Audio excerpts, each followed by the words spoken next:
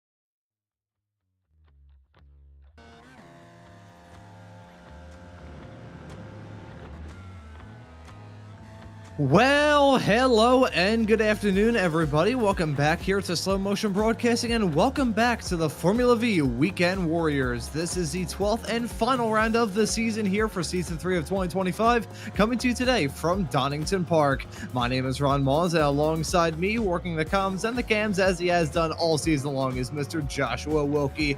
Well, Josh, to bring this season to a conclusion, we head to a rather funky racetrack. This, the national last of Donington Park, only a tick below 2 miles in length, 10 turns in all, and really not a whole lot of flat out blasts around this track. You got that start finish straight away and the back flat out blast, but outside that, this is a rather odd racetrack, so to speak, especially with that final chicane, which feels straight out of the era that this track was built in. Yeah, I actually really like this place a lot, Ron. It's flowy, it's fast. I've had some fairly good results myself around here. I just kind of like to drive the place as well. This is a decent layout. I like the little chicane at the end. I know some people really don't like it. I don't mind it a whole bunch. You can really kind of jump that first section and get a pretty good line through it. It's not a bad way to end the lap. There are worse ways to end the lap around here, as we know. But I think today's going to be a pretty good race. Not a bad place to finish it off. Pretty drafty. Even around the corners here, you can actually do some drafting. They're so flowy. You can actually kind of pick up a bunch of speed through a few of the complexes here. So I think we should have a pretty good race today. Good place to finish it off. Yeah, fantastic way to bring this season to a conclusion. That final chicane, whenever I think of it, I think of our old pal, Mr. Adam Thompson, tumbling his way through into the gravel trap a couple of seasons ago. I'm thankful, though, this national layout, the one that I prefer, as that's Tortello with the spin, as he's currently qualified P2 here in this session. A sideways snap coming out of the turn. Unfortunate moment for him. He was purple in the first sector, green in the middle, and that's going to be a big drop off there, and just about going to ruin his next lap here. As you can see, they're losing like 6 seconds, not even more than that in the span of just a couple of moments. I like this layout of this track, though, because the final hairpin on what they call the international layout, which just has a small little dogleg detour, is, I'm not really sure the best way I can describe it. I can't really describe it as my form of a sleep paralysis demon. It haunts me in my nightmares, though. It is completely blind, totally flat, just about featureless, and whenever you head off through that final turn on the international layout, it is such a tough run. I like this national course, though, and that final chicane, as much as it is definitely a little bit fiddly, so to speak, it can be super fun. I'm sure these racers are going to have a super amount of fun to bring this season to a close, as we said right at the offset. The final race of this season, what a season it has been. We've seen a whole bunch of different racetracks, a whole bunch of different winners, and many storylines going on throughout this season as well, Josh.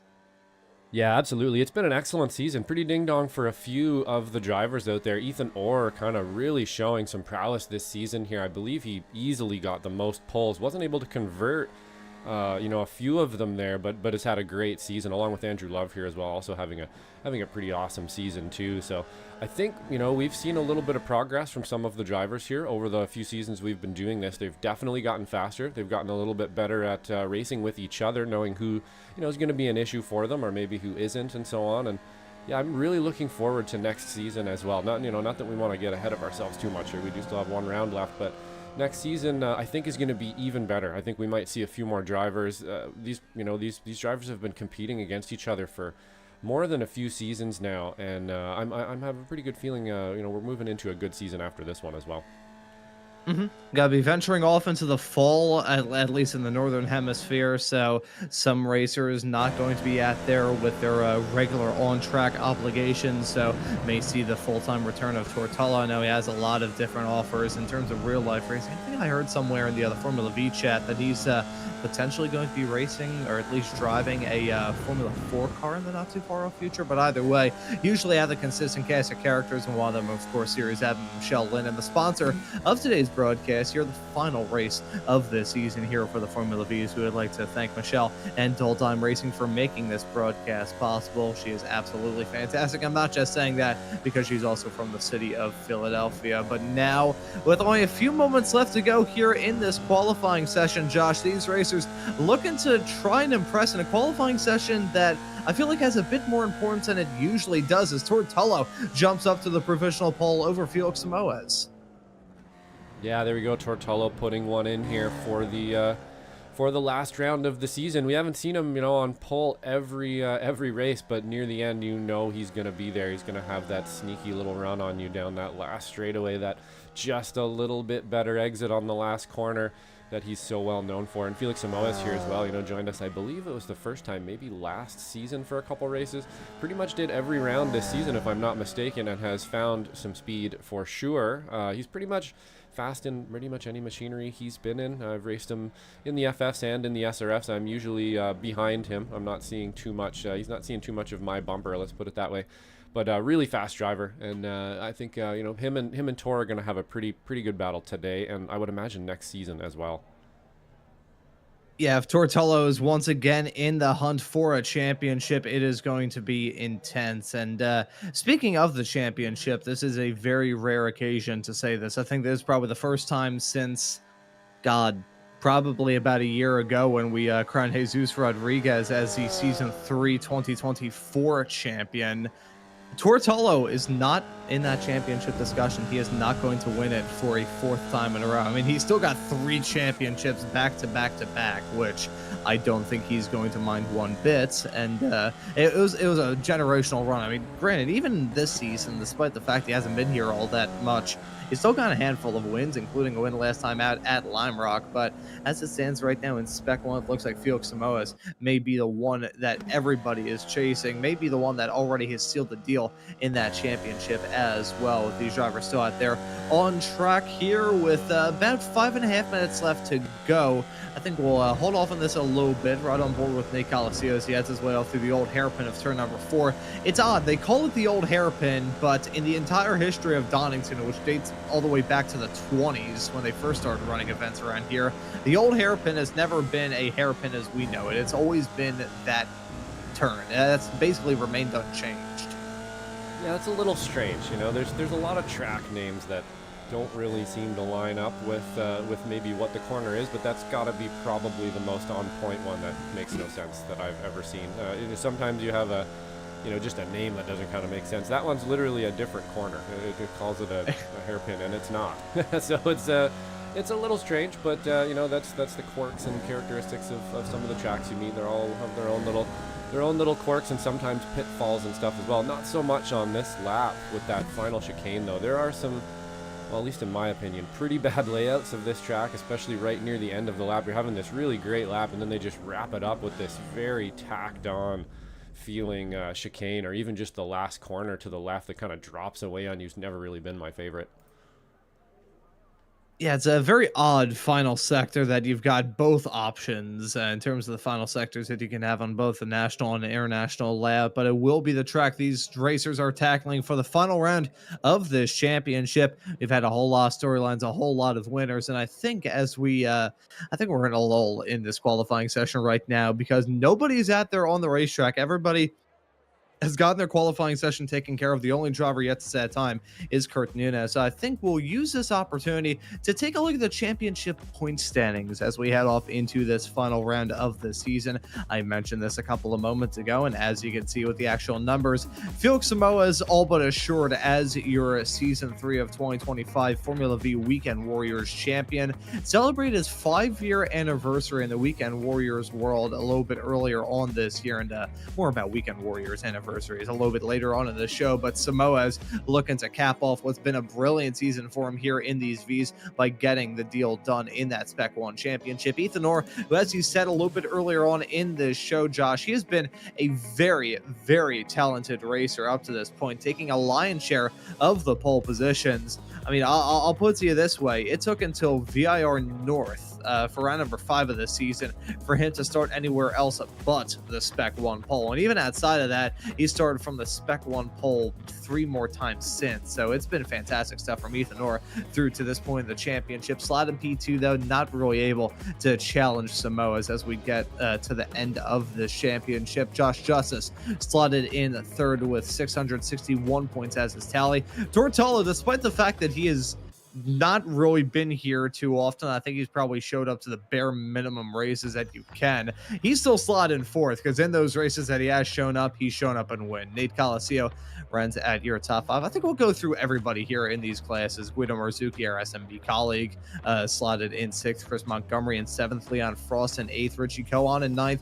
Kane Lasky in 10th. Another one of our SMB colleagues. Ken Poulin in 9th. Ken Poulin in 11th, I should say. My apologies. Michael McConnell slotted in P12. Scott Russell in 13th. Rob Wright in 14th. Justin Huffman in P15. And James Matthew Sheldon ran at the Spec 1 races that we've had thus far here in this season. Got to take a look at Spec 2 now, where Parvin Ladar holds on to the points lead right now. 684 points his tally as it stands right now. Much closer in this class compared to some of the others, but it's still looking pretty all right for Ladar to get the deal done in that Spec 2 championship here in this season. Jason Grider runs at your top 3 with Dan Szynski, Andrew Love, Brian Hansen, Brian Szynski, Lars Tyhouse, Russ Telker, Brian Belansky, Jonathan Paget, Stephen Westcott, Brett Thompson, Luca Kraus, Samuel Cooper, Byron Debelau, Ken Haydu, and Chris Melton rounding out your cars class in the Spec 2 class. Do want to quickly raise about Brian Belansky. He was actually out there at the SCCA Solo Nationals that's been going on this past week. Will send my personal congratulations to somebody that nobody tuning into this broadcast, apart from one person, aka my father, will know. Congratulations to my one-time competitor, Ethan Azera, who walked away with the final trophy spot in the kart modified class. I've been racing against him for pretty much as long as I was racing, so nice to see him get the deal done for the Philly region. But anyways, moving on to Masters now, where Jim Brewster holds on to the championship points lead. 661 points is tally right now. Antonio Reese in P2 at 615. Brewster jumping out to the lead as of late here in this season. Alan DeGassis slotted in third, Wayne Buttermore in fourth, Kurt Nunez in fifth, Nick Tullo in sixth, Jörg Monty in P7, Brad Cathcart, Stevie Ray, Jeff Browning, and Donald Stout round out your Masters Racers class in that category. So that's how it looks for all of the racers who've run in what has been a very exciting season. But I think, Josh, we have a pretty good and compelling race to round it off. Yeah, absolutely. I think this is going to be a good one. We don't have the biggest field today. We have had some bigger fields, maybe some people who didn't really dig this track here, but this is a track that races really well, like you're saying, in the run-up. I really like this place. I think we're going to get a lot of passing and stuff around here. It should be a pretty good race. Another decision maker. You're going to have to make sure you make some good decisions out there, but yeah, should be an awesome one today, I think, Ron. We should be able to get the grid here right about meow. Perfect timing there. Absolutely perfect timing. Tortello going to start this race from the pole position. Felix Samoa set to join him on the front row. P3 is going to be our SMB colleague, Mr. Guido Marzucchi, alongside Nate Coliseo in fourth. It's going to be Parvin Ladaris starting from the Spec 2 pole alongside fellow Spec 2 racer Andrew Love. Alan DeGassis will start this race in P7 alongside Russ Telker in eighth. Michelle Lynn will start this race in P9, the sponsor of today's broadcast, with Jim Brewster rounding out our overall top 10, Josh. Yeah, and then we got Brian Straczynski in 11th place. In 12th place, Jason Grider. In 13th place, we have Stephen Westcott. Gary Kettle holds the 14th position with Nick Tullo behind him in 15th. Stephen Hicks is 16th, and Kurt Nunez bringing up the rear in 17th place. Wouldn't expect him to stay there too long. I'm wondering if he even put in a time today. Yeah, I don't believe Kurt Nunez actually went out there in the qualifying session, but he is lined up on the starting line right now to get this formation lap up and rolling. There you can see the racers lined up right before the third to last corner, turn number 8, Coppice, around this track. That turn has been a point of contention in the past with some of the Weekend Warriors races here. Feels like 2 turns baked into one. You got that curb on the outside, which is slightly too early, so you do have to handle that corner and handle this entire racetrack, frankly, with kit gloves. It is a sort of racetrack that can bite, and bite rather hard, even if it looks soft and cuddly from an outsider's perspective. But now, as we see these racers rounding their way onto that back straightaway, off into the final chicane for the final race of this season here for Season 3 of 2025. Been an absolutely amazing season here on the Formula V Weekend Warriors. Been an awesome season here on Slow Motion Broadcasting as well, and we have been delighted to once again be the voice of this action that these racers keep with every single week, every single season. And here we go for one final time in this season. The green flag's out and the drivers are on their way, and that's Felix Samoa's jumping in front of Guido Marzucchi rather early as they head their way down the start-finish straightaway. Very early call to jump back in line and try and get the draft from Tortello, but Tullo gonna lead him off into turn at number 1. Side-by-side racing going on all throughout this field. Looking, that's Brian Straczynski trying to make up some moves a little bit farther in the back. Rather smooth start, though, as they head their way down the hill off to the old hairpin.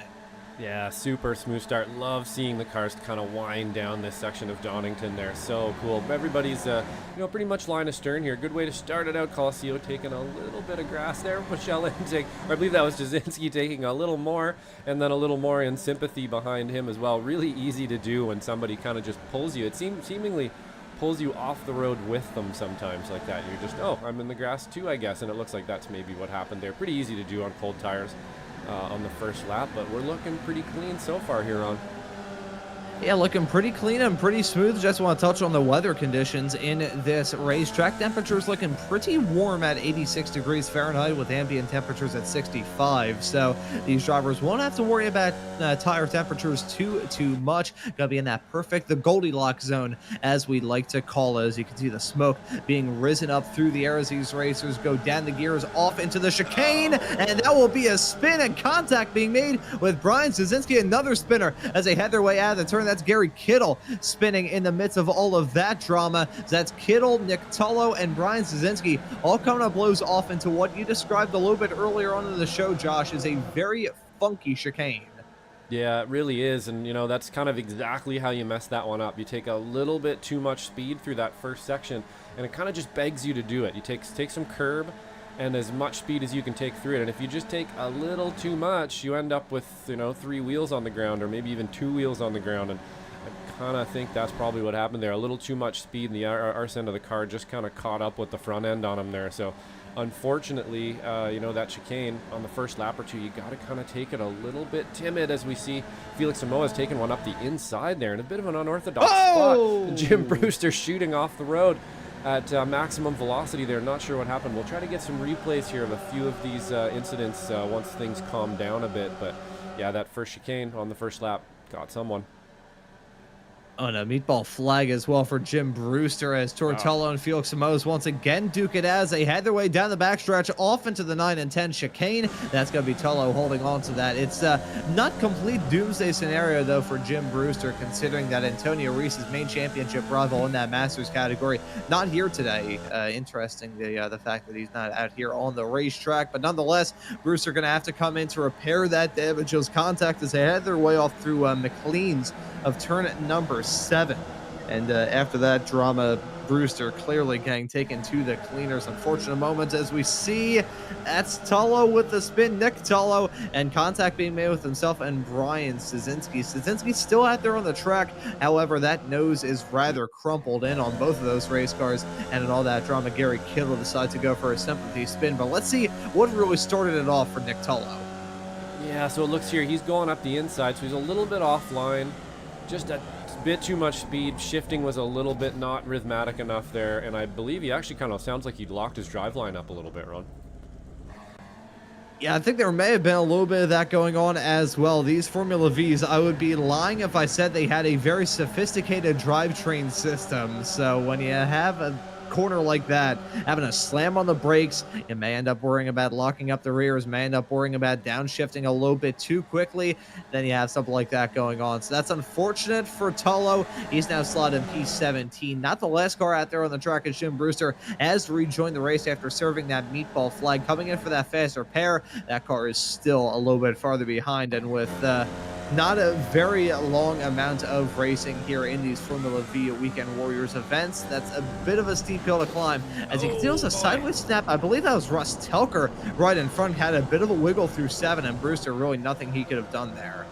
Yeah, I don't think he could have avoided that at all. Actually, he was already pretty committed to the weight transfer on the car there, and unfortunately, yeah, there's just an obstacle in front of him. Even if he mashed the brakes as hard as he could right there, it wouldn't have mattered. So yeah, unfortunately, that just happens sometimes. Not Russell's fault either. He's trying to go as fast as he can there. Just that tiny bobble and caught Jim Brewster out. Unfortunately, that's going to really take Jim Brewster out of this one, out of the final round here. But he's had a really good season so far, so hopefully he's not too choked about that one, and we can continue on into next season here. But the front group here looking pretty racy today. Nobody's doing anything too spicy yet, and I would imagine that's it's probably going to stay that way for a little bit here. But this place really does beg you to kind of just try to put a nose up the inside of somebody, and if you do it and you don't get it right, it's really slow, and there is just a pack of cars behind Tor here waiting for a mistake like that.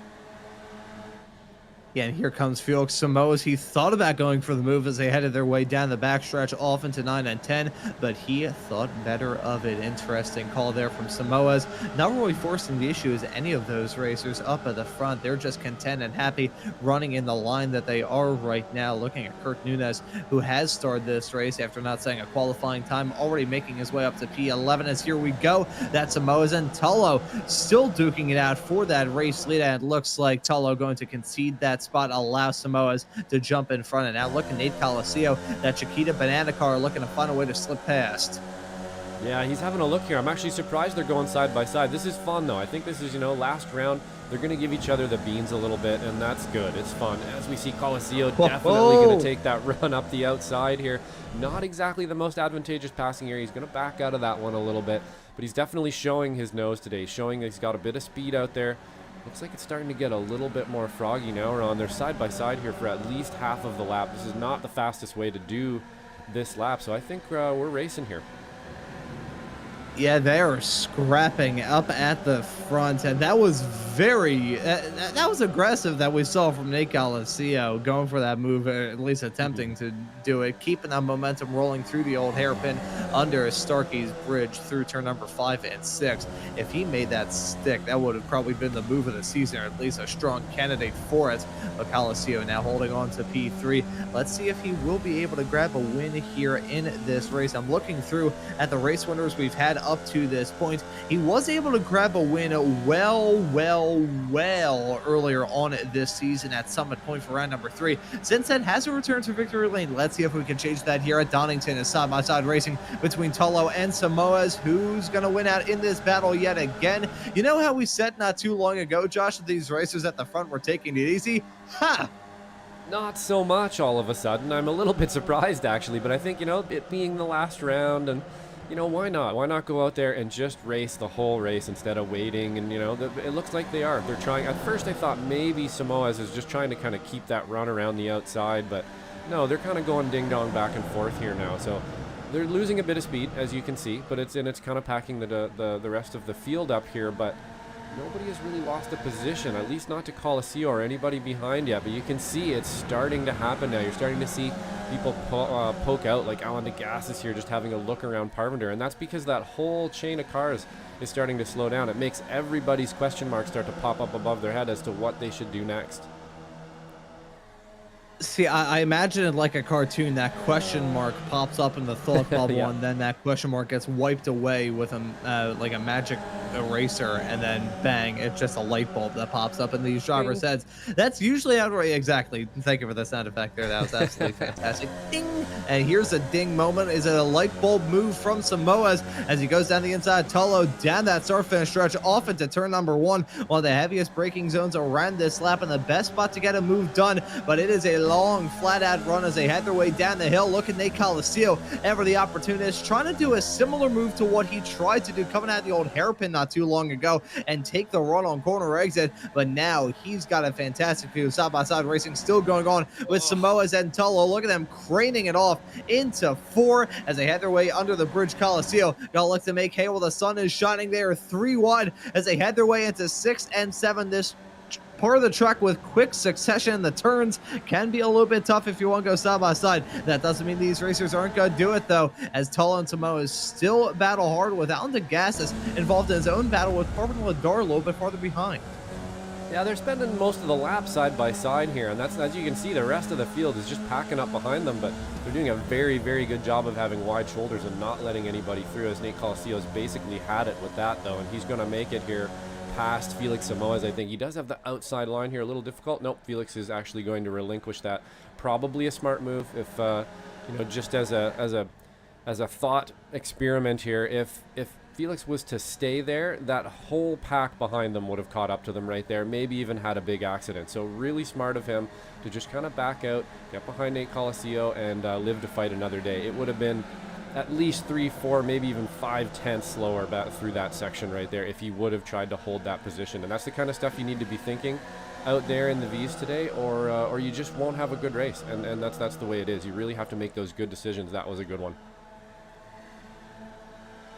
Yeah, really, when it comes to these Formula V events, and regardless of what kind of racetrack it is, you kind of have to think one step ahead in an odd way. This is a bad comparison, but that's basically what my MO is as a commentator. It's like playing Jenga. You got to think one step ahead. It's like, okay, I may be able to pull out this block from that tower rather easily, but if I put it on top, the whole thing's just going to topple over. So you got to think about the strategy. This is the only Weekend Warriors series where these racers don't have to worry about a pit stop if they come down pit lane, it's either because they wanted to win the Thompson Trophy, but they thought better of it, or they got involved in an incident at some point in this race and had to come in to repair the damage. No scheduled pit stops here in this series, but I would say in an odd sense that the strategy content is just as prevalent, if not even more prevalent, in these Formula V events than they usually are in the Formula Fords and the Spec Race formats.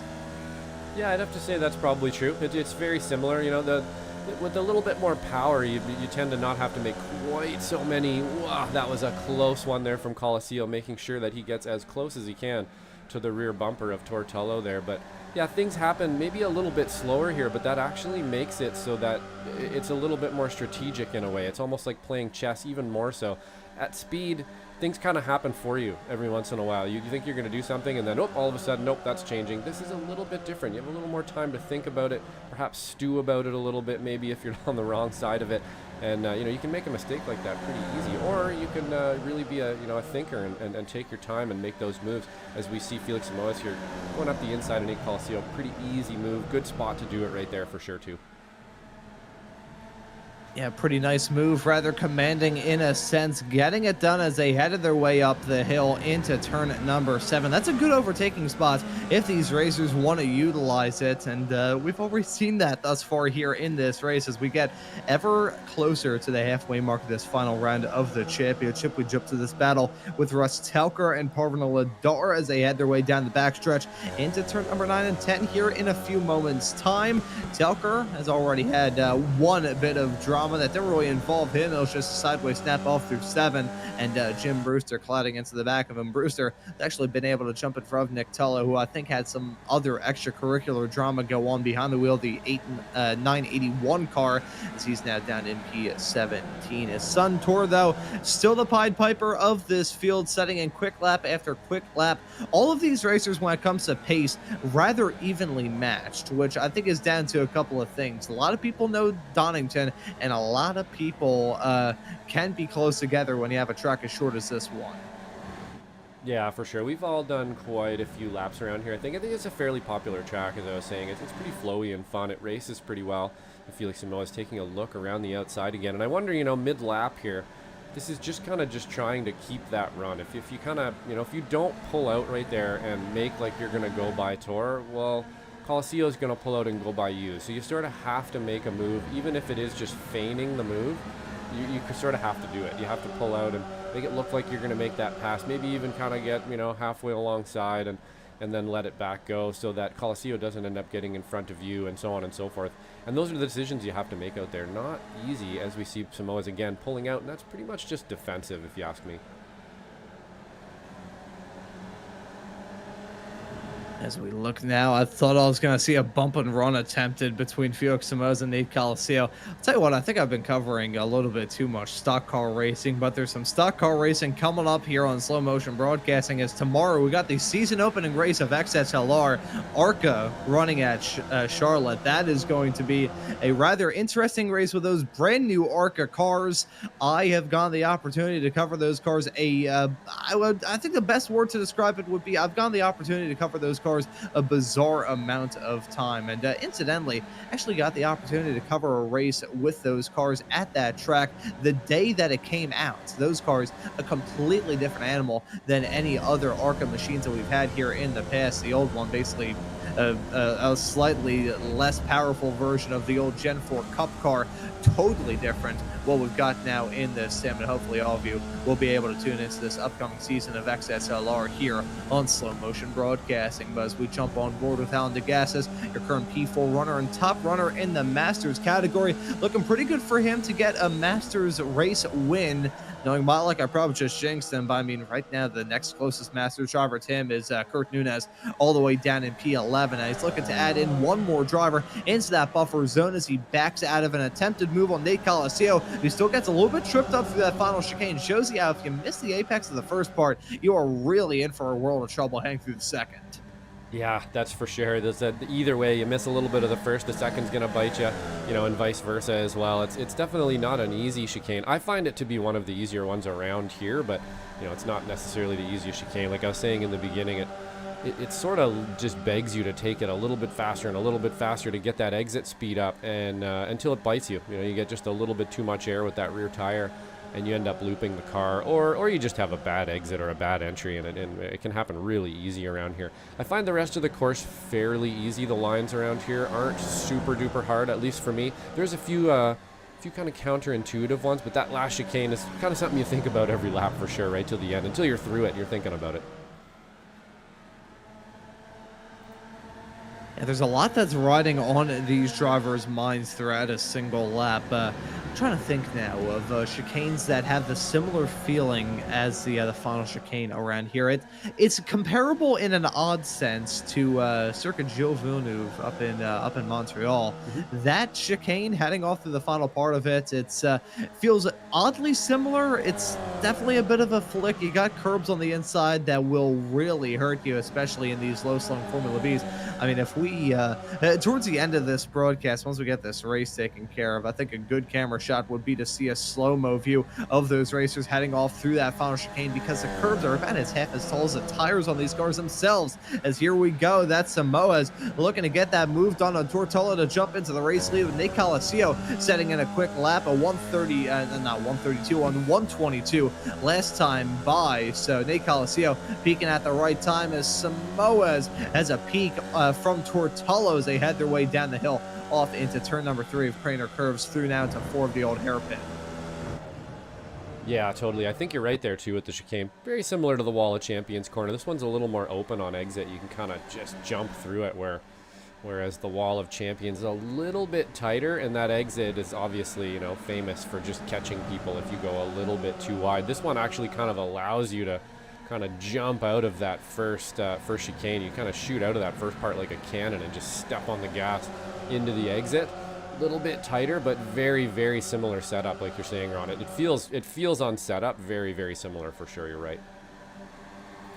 Oh, as here we go. 3 wide racing. Oh boy, indeed. That's Tortello, Felix Somoza, and Nate Colascio duking it out into the chicane. Nice and Colascio gonna get that move done, slipping through. Is that slipping on a banana peel coming out of it? Probably coming off the Chiquita banana machine of Colascio. That was Tortello, the big sideways snap out of the turn. He's not gonna have to duke it out with the gases in that battle for the final podium spot. But Colascio putting on a killer move down the backstretch off into that final chicane. That was gutsy.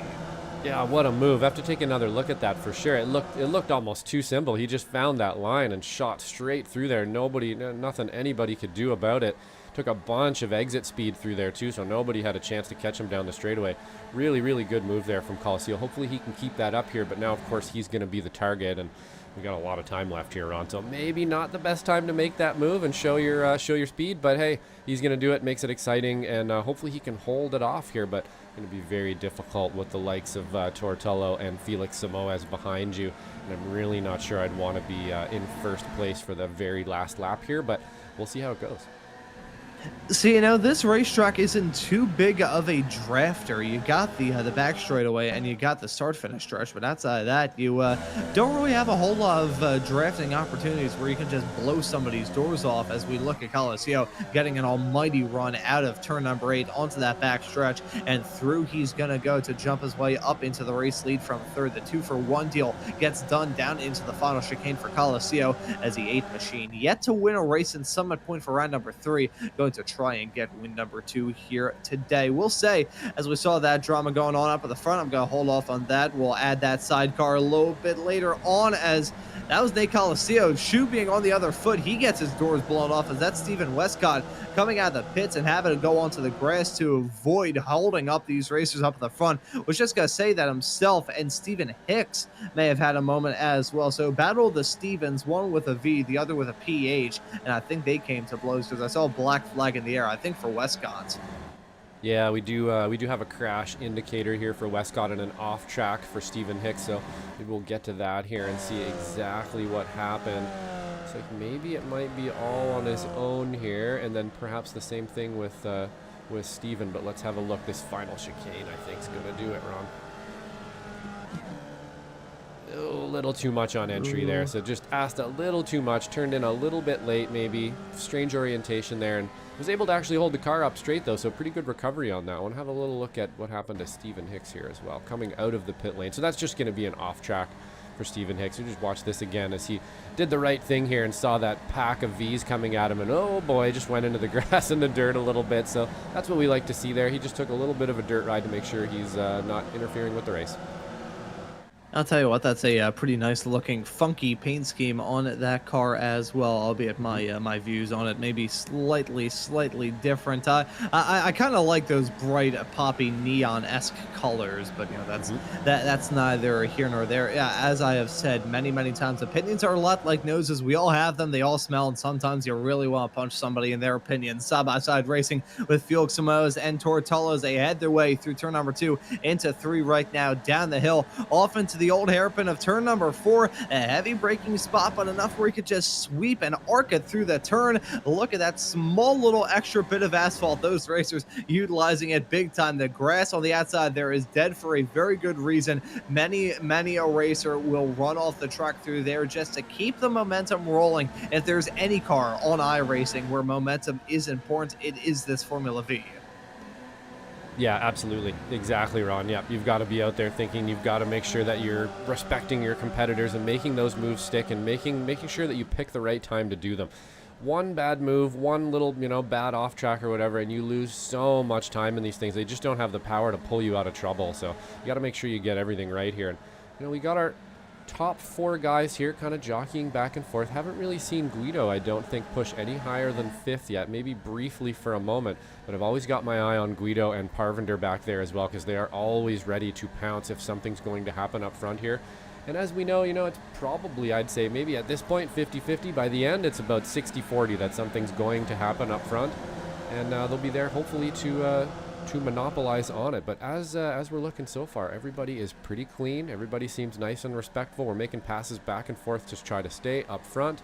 It does look like maybe the likes of Russell Telker and stuff are starting to catch up to this pack a little bit, but I'm not sure they're going to have it by the end of the race.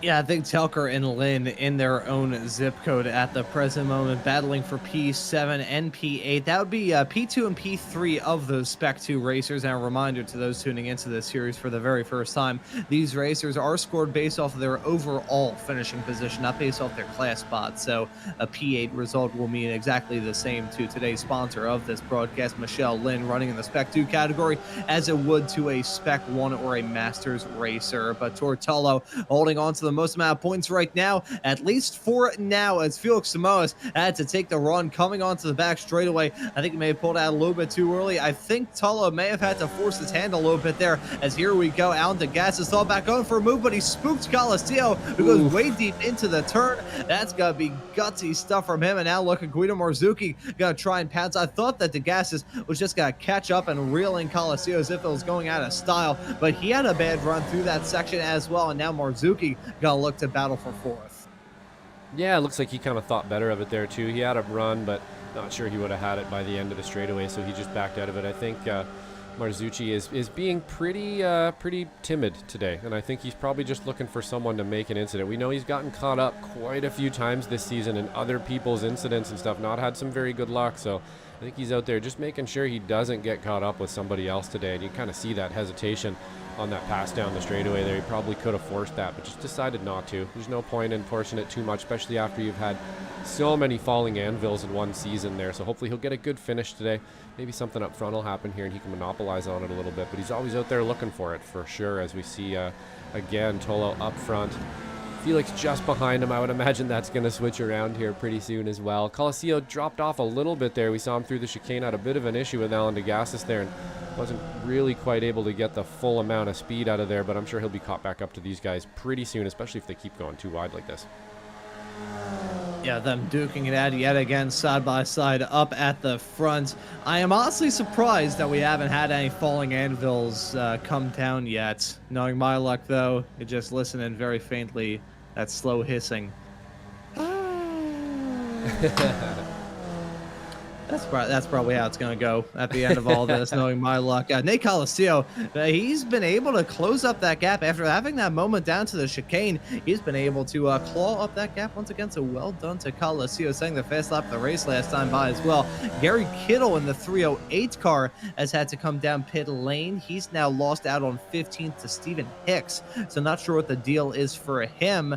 But now that we get a little bit farther along in this race and we're closer and closer to the finish with only about 4 minutes left on the clock, it's looking like it's a 3-horse race for this win. It's Samoa's and Tullo nearly going for the dive off into turn number 7. That would have been racy. You got Nate Colascio also involved in that battle as well. Those three were the ones that went 3 wide down the backstretch into the final chicane not too long ago in this race, and they now have a 1.2-second gap between themselves and DeGassis, your current Masters leader. That is not insurmountable, but with less than 4 minutes to go on the clock here, Josh, that's definitely a comfortable margin for these front three to have. Yeah, I'd say it is. That's not something you're really too worried about what's going on behind you now. You're really going to be looking forward. You know, Colascio is desperately trying to figure out how he's going to make this work by the end of the race against these two drivers. Two drivers that are not easy to pass on a good day. Two drivers that finish very strong almost every race, and you've got to find a way to get around them. It's not going to be an easy one, but I think if anybody can do it, it's probably Colascio with the banana car here. So we'll see what can happen here. We got a few minutes left to kind of think about it and figure it out. He's got a few minutes to kind of see if there's any weakness in these two guys in front of him here, but it's not going to be an easy one. They're in their own battle right here, and you can see, you know, little moves like that tiny little jank. You can see how much Colascio caught up right there. That's all it takes, Ron. Yeah, small little spook that you can give to the racers right up in front can do a lot for you in these races. As a slowdown for Guido, you can see that yellow flag icon next to his name. If that yellow square appears, folks, on these graphics here in the Weekend Warriors world, and whenever you see these graphics here on slow motion broadcasting, that's a slowdown. And Guido gonna feel the burn with that as he tries to lose out on more. As Nate Colascio just got abducted by a UF. Oh, he's back. Okay, so he hit 88 miles an hour there, I think is what happened. Yeah, he hit terminal there for sure, just for a moment, almost blinked out, but came back. So, you know, we do know that the new system here in iRacing will only let you do that so many times, and it'll only let you do it for so long. So if you blink out for too long, boop, you end up in the pit lane, and that'll be the end of his race right there. I don't think he's, doesn't look like it anyway, that he's in any issue with that at the moment. That's the first blink we've seen, so hopefully he will, hopefully he'll level out here and that won't happen again. But it makes it very difficult for your competitors as well when you're blinking like that. It's just horrendous. And we've all been there in iRacing when the guy in front of you is blinking and he's all over the road in front of you, and it's impossible to be quick when that's happening. Oh, it's super tough, especially in the realm of open wheel racing. I mean, sports cars, I would say it's still pretty bad, but to a slightly less extent compared to open wheelers. As here we go, Tortello trying to fight back on some Moas, not going to be able to get that done. He was cutting shapes too much off through 5 and 6. I think he lost out on some momentum up the hill. But no, Nate Colascio and all that blinking, it's bad for him because I'm sure from his perspective, everybody else is getting sucked up by the Martians. Meanwhile, for everybody else, he's the one going back to 1975 and hitting 88 miles an hour and the flux capacitor kicking in. But Colascio, in the midst of all of that, still holding on to P3, and the white flag is actually going to be in the air this time by. So one more lap of racing action from both this race and this season as, contact being made between Marzuki and DeGassis. That's gutsy, and Marzuki got a sweep around the outside into the chicane. Gutsy stuff from him. He jumps his way up into fourth with a white flag in the air. Now let's see what Tortello is going to do on Felix Samoa as he goes for the dive off into turn number 1. This will be some gutsy stuff from him. Will he make it work? I don't think he will for now. Now Parvin Ladar going to apply some pressure to DeGassis, who spins into one. He looped it. You know, you can almost see the tension building in that car before that happened, and then unfortunately, yeah, that was it. You know, you can see the pressure just letting off right there like a steam kettle. Unfortunately, him and Guido there were pretty ding dong for a second, and you know, I take everything I said back about Guido being being timid earlier today. That was not timid at all. He held the throttle down and went for it, and it worked out for him. So pretty awesome there. And then Alan DeGassis, unfortunately, just kind of boiled over there mid lap, but. Wow, that was a pretty good little battle for third or fourth place there. And it looks like at the end of it all, it's going to be Morzuki and Ladar walking away at the top 5 as a black flag in the air for Alan Degassis. So that'll probably add 45 seconds to his race results. But here we go. That's Tortello pulling out, contact being made as they head their way down the backstretch into the braking zone for the final chicane at the end of this race. Samoas hits that curve big time, not able to clear him. Tullo gonna hold on to that line. It's a drag race right to the line at the end of this race, end of the season. Look at Coliseum gonna keep them up at the roll. Tullo wins it. Coliseum finishes in second. Samoas runs at your top 3. Samoa's still gonna walk away with the championship at the end of this season. But Tullo, yet again, I'm not sure what it is. That man, he is a magnet for photo finishes. Yeah, he really is. He really is. You know, these cars obviously sort of promote that kind of driving, but not usually that close and not as often as he seems to be able to pull it off. And with the win, too. Not just close, but close wins over and over and over again.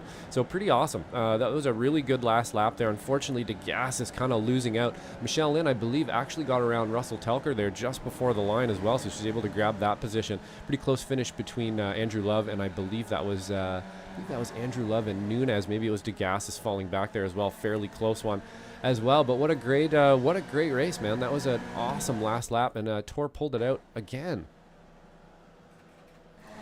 Yeah, Tullo one more time this season gets it done in a very close photo finish, and you can see that right there. I think what really hurt Felix in the midst of all of that was that big curb whack on the inside. I was fully expecting him to pick up a slowdown in the midst of that. The interesting interpretation of track limits on the inside, turn number 9, but he gets away with it there. Still walks away not winning this race, but it's a P3 for him at the end of it tonight, so I don't think he will be complaining about that too much as we take a look at this.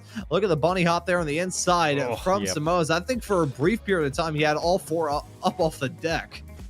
Yeah, I think you're right, Ron. That's probably what got him right there, that curb back. Not a lot he could have done about it because the road's being kind of occupied by another driver there, of course, but real close one. Oh, I thought just for a second there, maybe Coliseum was going to be able to get a run between the two of them, but not quite, and Tor's going to come out with the win on that one. Some close finishes all around, though. Really good racing from everybody today on the final round, Ron. Yeah, that was some brilliant racing for the end of this season, and once again, I'd like to thank Michelle for making this broadcast possible. Otherwise, we wouldn't have been able to see that brilliant finish and an overall solid race for the end of this season, as that's Barvin Ladar upside down, and clearly the iRacing physics, not really sure what to make of that, because the dust is still getting kicked up in the air despite the fact those rear tires are about 5 feet above it. Yeah, it seems to be some strange thing there, especially when the cars are upside down. They just endlessly kick dirt into the air for some reason, and it looks kind of silly for sure. But yeah, a couple upside down cars here. I think we're probably going to get a few burned down here if we can't get a shot of them. Always our tradition every year here, and especially at the end of the season, to kind of do some donuts and burn the cars down at the end. But it doesn't look like we're getting too much of it today here. Oh, there we go. As how in the world did Brian Szynski pick up that damage? I have a feeling that Jason Grider may be picking up some damage here. Oh, there we go. Oh, I haven't seen that before. That's on the inside. Oh, and nice. Big contact into the outside wall. That was, there's Michelle just one side to the other upside down. We might have to back that up. Let's back that one up. Let's have a look at what happened to Michelle here. Okay, so they definitely went for the same bump. Looks like he probably went out this week and found this spot for everybody. Yeah, just follow the tracks in and doink. Oh! Yeah, we'll try not to lose our cameras here. And she's in the castle. Yeah. Oh, there you can see Russell Telker. One of the best parts about these, and I think Josh, you can back me up on this. Just seeing the cars ping pong from one end of the camera shot to the other, because like it's not fast enough to be like a violent collision. Because I mean, I say this with nothing but love about these Formula Vs. I've now been commentating this series for over a year, and at the start of season 4, Josh and I will have been doing these broadcasts together for about a year straight. These cars, I love them. They have the power of a household appliance, so they can never really go off the track in such a violent way whereby it's terrifying. So you just see them go from one end to the other at just quick enough of a speed whereby it looks stupid. Yeah, it honestly does. Those are the funniest ones when they just enter the shot at a million miles an hour and then smack into the wall. You know, something pretty interesting I've noticed about these, just to go totally off topic for a second, if you watch really closely, when she tips the wall here and gets upside down, there's actually a gyro effect in the car, as if the wheels are actually, yeah, there's a gyro when they actually get in the air. Something I'd actually like to look into a little bit. I've noticed it a few times. Wondering, you know, with the 4x4 trucks and so on, that you can actually affect them in the air a little bit that way. Something I need to look into. You know, I've had a feeling that you kind of have that either unintentionally or otherwise on iRacing and many other games, but we'll have to do some investigative journalism here on Slow Motion Broadcasting as we get into Season 4, as that right there is Michelle Lynn getting assassinated in that moment. That's yeah, not that's... I gotta say, one of the funny... Yeah. These Formula Vs somehow have the power to like monster truck over them, which is just absolutely goofy and hilarious. I love it so much. Yep, absolutely. Let's see if we can't get to some results here, and then we'll see who we have in the booth, and we'll get to some interviews as well. What do you say?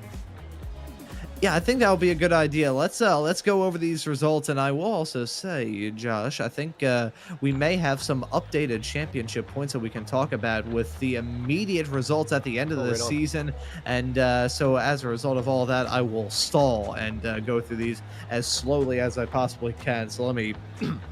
So it will be Tortella. Not that stupid. I'm not gonna do that. Tortella gonna win this race. Not a lot of time between those top three. Less than a tenth of a second separating your podium finishers at the end of this final race of the season. Tello walking away with another win. I believe that may be his third or fourth thus far from this season. So well done from Tor, despite the fact he wasn't here too much. Whenever he was bad fast as usual. Nate Coliseo finishes in P2. Felix Moes rounds out your top three. Only a tenth of a second and a couple of inches behind your eventual race winner. It's got to be Guido Marzuki finishing this race in fourth. Parvino Ladar runs at your overall top five, winning it in Spec 2. And I believe with that result, that'll just about seal the deal for him in the Spec 2 championship as well. So well done to Parvinder. Michelle Lynn going to finish this race in P6. Russ Telker is class in P7. Andrew Love in 8th. Kurt Nunez in 9th. A nice recovery drive from him after starting this race all the way at the back after not setting a time in qualifying.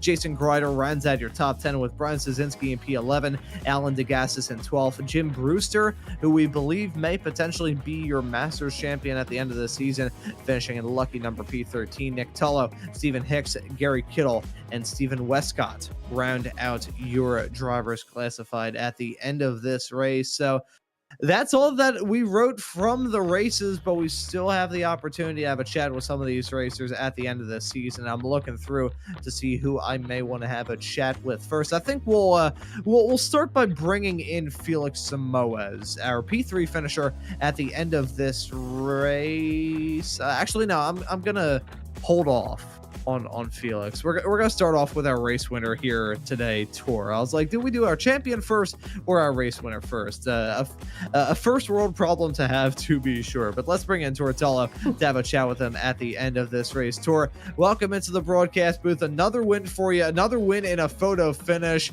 I'm not sure if you're just a magnet for these photo finishes or what the deal is, but how was it out there here at Donington?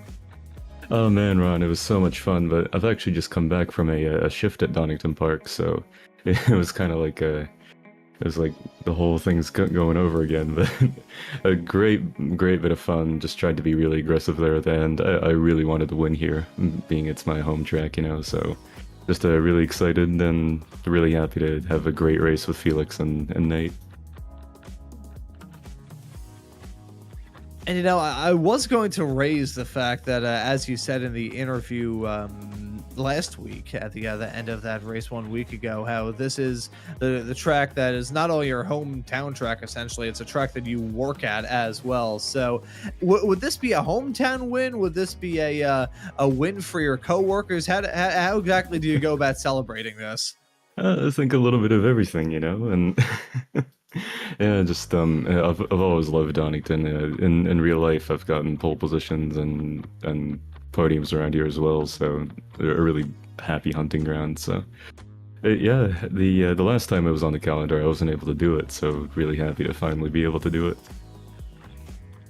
Yeah, able to get that win. Another win for you here in this season. I speculated on what the final number was. So as I stall and blabber on about random nonsense as I scramble to pull up my notes here, I'm looking through. This is going to be, at the end of it all, your fourth win this season and your third in a row as well to round off this championship.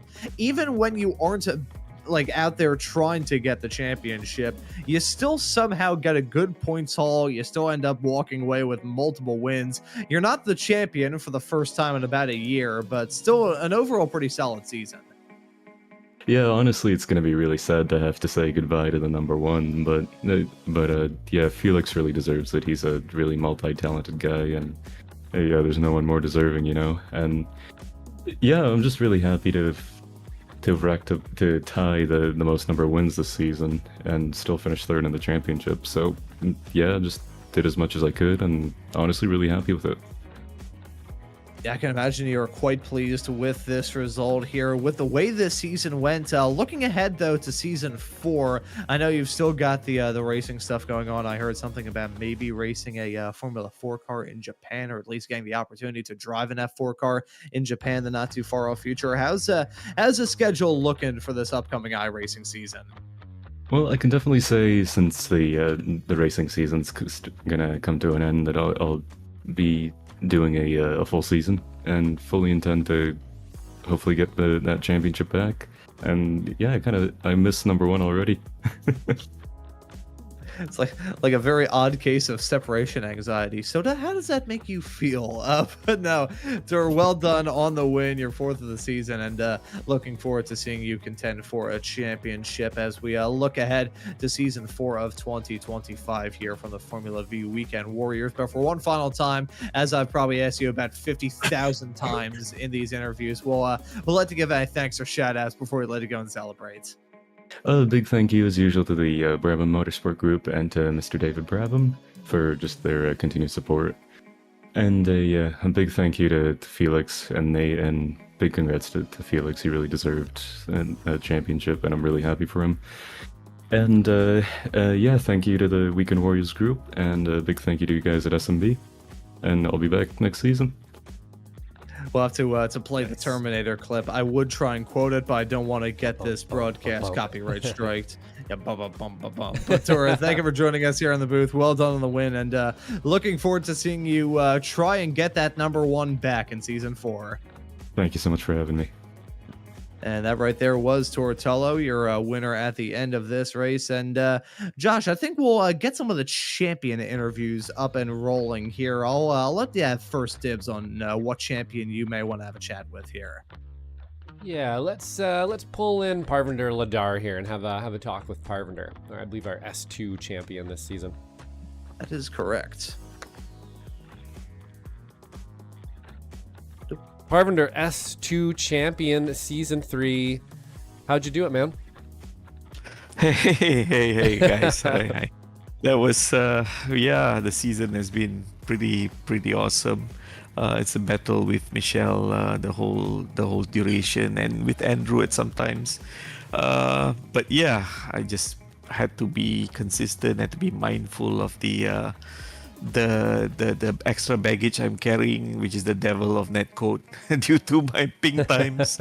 But yeah, it's a really nice season. I really think the community is the best for V in iracing, and it's wonderful. Very nice track selection from the admins, Jim and Michelle, I guess. Yeah. Excellent. Yeah, very great season. Good track selection for sure. Maybe you can give us a little bit of insight into, you're saying, having to be able to sort of figure out your season and plan your season out and when you're going to make your moves and so on. When you're entering one of these races, what are you thinking? Are you going out there aggressively? Are you trying to make sure, do you have expectation going into the race, or is it more of a, I'm going to go out there and see how fast I can be, just try to stay everybody's hair and what kind of result I can get, or is it getting a little more pointy for you?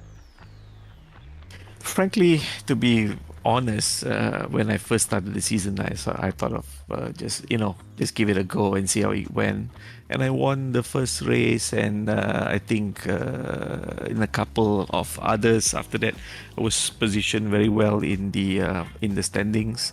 So then I said, okay, let's put a plan together. And as you can see, throughout the season, I was pretty careful and tried to be more consistent and stay out of trouble. And if I don't really need to push the agenda if I'm ahead of Michelle in that case, and I can't remember who else. I think Jason and Andrew, and that's how I planned my season. Some tracks, 6 tracks out of 12, I've never ever driven before, so it was quite hard for me. Yeah, so Awesome. I had to plan. Yeah.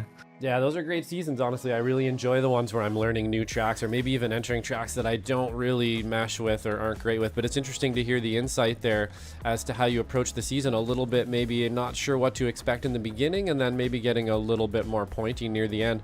Going into next season, if you'll be with us there, is that going to change a little bit? You look a little bit more pointy at the beginning of the season, see if you can't get up there. You may be moving classes. Who knows? I don't make those decisions, but might be a little more difficult next season. So you're going to try to get a little more pointy right off the bat, or are we going to go in with the same approach?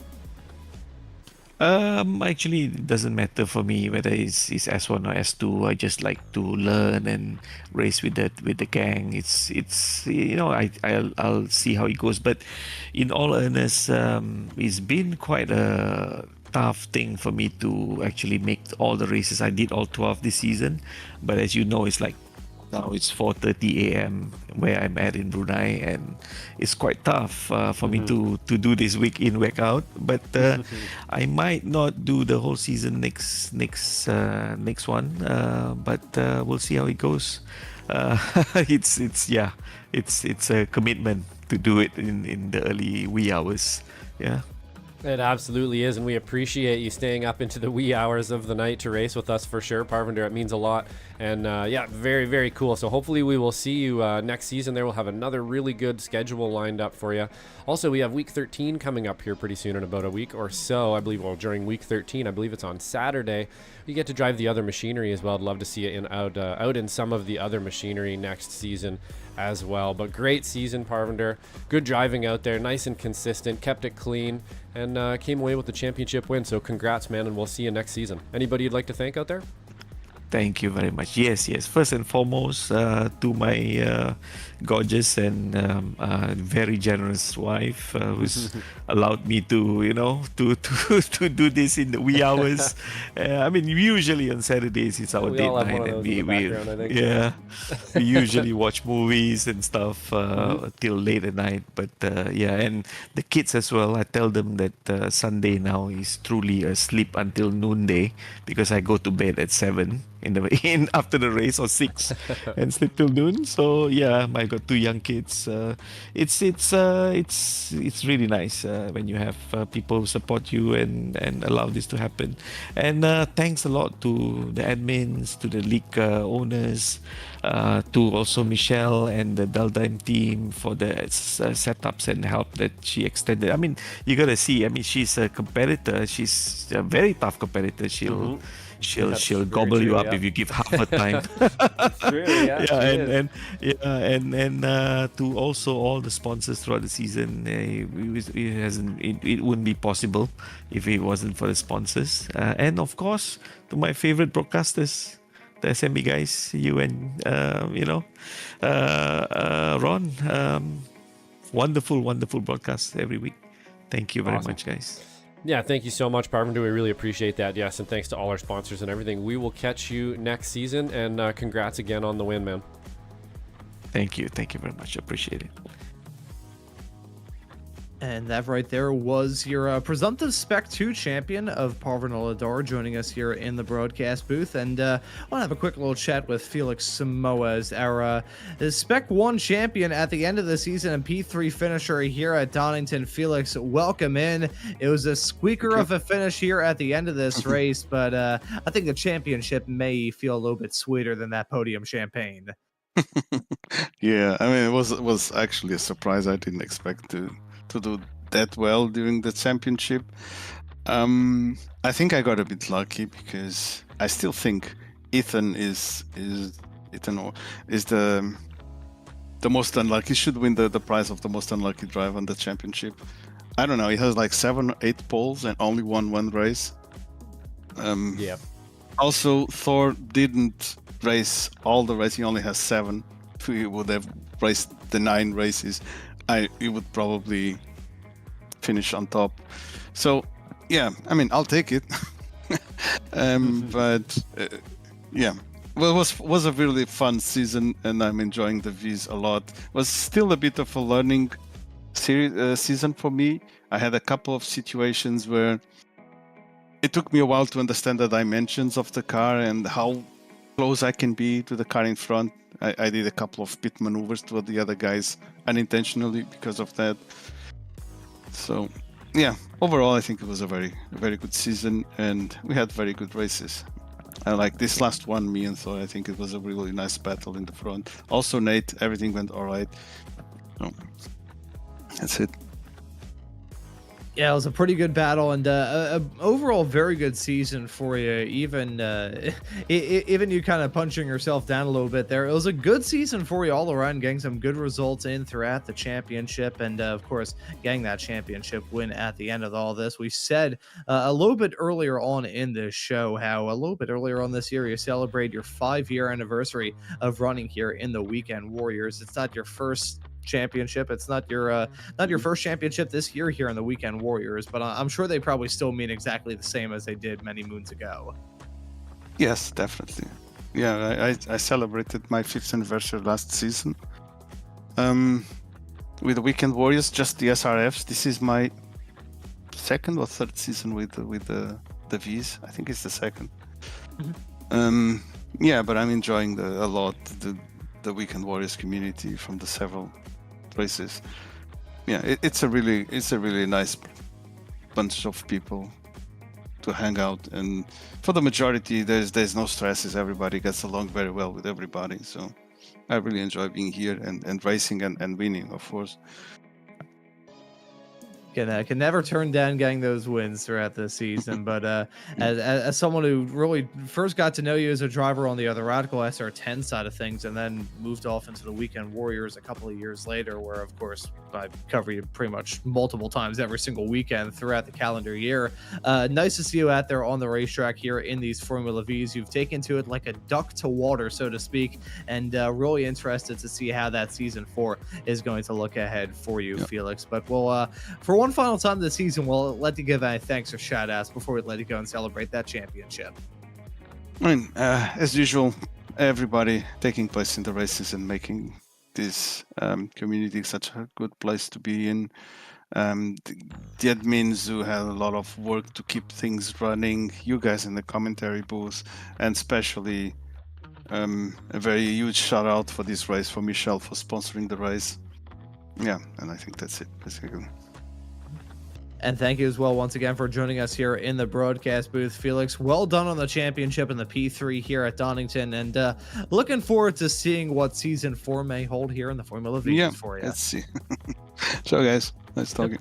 Take care. And that right there was our Spec 1 champion of Felix Samoas, but we need confirmation of that, and to get the confirmation, we have got the admin here in the Formula V Weekend Warriors and an all-around nice guy, Jim Brewster, up there in the interview waiting area. And Josh, I'll drag him in to have a chat with you. Yeah, sure, why not? Oh, they grabbed me. Oh, they grabbed me. The aliens got me.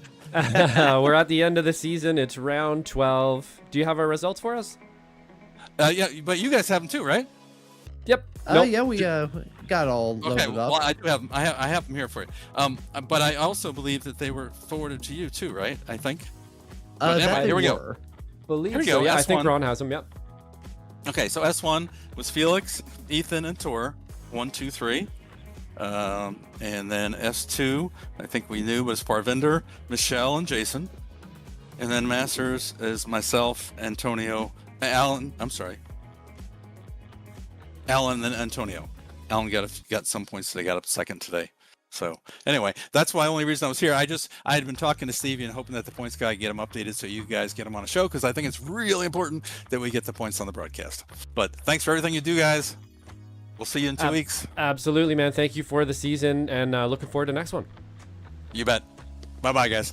Bye-bye. And that right there was a rather quick interview with Jim Brewster. And yeah, that's it from this season here. Another fantastic season from the Formula V Weekend Warriors. Josh, this is the 4th season now that we've been together for these shows. It started off with season 4 of 2024. It's gone on from there. It's shifted now into 2025. We're now at the end of the summer, getting to the start of the autumn here in the Northern Hemisphere. And there's been a lot of things that have changed in the other year since we first started doing these shows together. It's been absolutely awesome, man. Another fantastic season. Yeah, absolutely, man. For sure it has. You know, doing these, I think we're getting a little better. The drivers are getting a little better out there as well. Everything seems to be coming together here as I'm frantically trying to download these points into the system for you guys here so we can display them just at the end. We do have some upcoming shows there, Ron, and a few things down the pipe. Maybe we can touch on that, and I'll try to get these points up as quick as I can. Oh, that we absolutely do. The action simply does not stop here on Slow Motion Broadcasting. Hey, if the action stopped, I think there would be some people who would be a little bit sad about that. Of course, tomorrow we have got some season finales to talk about in the Weekend Warriors world. Round number 12 for the Formula Fords going to be here at this exact same racetrack, Donington Park, in a little under 20 hours. Time a little bit over that, in fact. Time flies when you're having fun. The Spec Racer Fords also going to be running their season finale in about a day's time, running at the Navara medium speed layout. That will be their 12th and final round for the Spec Racer Fords. And as I mentioned a little bit early on in the show, XSLR are going to ring in their 10th season with round number 1 action with the ARCA cars running at the Charlotte Oval. That is going to be a heck of a lot of fun to look forward to on Sunday night. It'll be myself on comms and cams for that show with our old pal Adam Thompson, not the one who comes into the commentary booth, meows, and causes me to go to therapy. No, the other Thompson, the very nice gentleman who was on the call for XSLR this past season. And that doesn't even do it for the action here on SMB as we look ahead into what Season 4 may have to offer. Of course, Sim Racers Group going to be returning with their F4 and F3 series. That'll be a whole lot of fun. And of course, we do have those runoffs to talk about in a couple of moments time, but may have to touch on that. But yeah, we got some championship points to briefly take a look at the end of this season. There's the final tally in Spec 1. Samoa's gonna get the deal sealed there. I think yeah, overall, Samoa is once again proving that he is the top of the top in this championship, nearly winning it by 100 points over Ethan Orr, 97. The difference at the end with Turatolo, Josh Justice, Nate Colicio completing your top 5 in Spec 1. We'll take a look at Spec 2. We'll run down the top 5 in that category, where it's Parvin Ladar walking away from the season as the champion. Michelle Lynn comes up behind in P2. Jason Grider in 3rd. Andrew Love and Dan Szynski, who's actually enjoying this broadcast from his parents' new house, as he said in the YouTube chat, rounding out the top 5 in Spec 2 and one final class, it being the Masters. And let's see how it all works out. Jim Brewster walks away as a champion. Alan DeGassis, despite this rather scrappy race here today at Donington, I nearly said Darlington, that's a far different track than this, but DeGassis walks away with P2. Antonio Reese, Kurt Nunez, Wayne Buttermore complete their top 5. Nice to see Wayne up there towards the top of the pecking order. Definitely. He's been around the Weekend for Warriors for 5. many moons. Yeah, good stuff, man. He's been around since we started this thing, since before me in the Weekend Warriors. Great to see him in a top 5 here in Masters for sure.